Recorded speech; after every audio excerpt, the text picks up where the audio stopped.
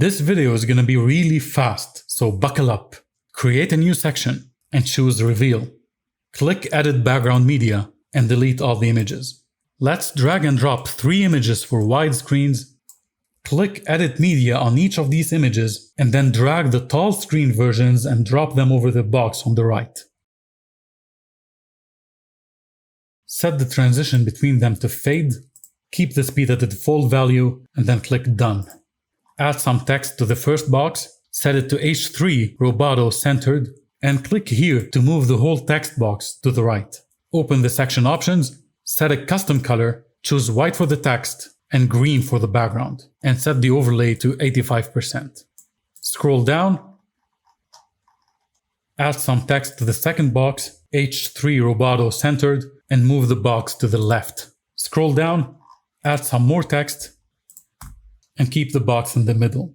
Now let's copy the section number 6 to the current story and drag it to the bottom of the story. Click on its thumbnail to scroll down and change the image for both wide and tall screens. Replace the text and add a new background color, 573419. Duplicate the section and flip the layout. Replace the image and change the text. Now let's duplicate the reveal section that we did a minute ago, section 8, drag it to the bottom, click on it, edit the background media, delete all the images, drag and drop new ones, add the mobile versions,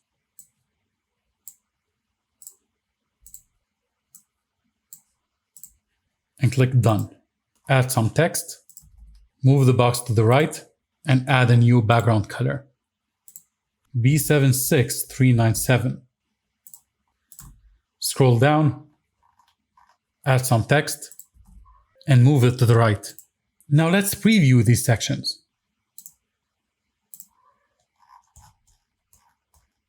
This is the first reveal section with all the images and text.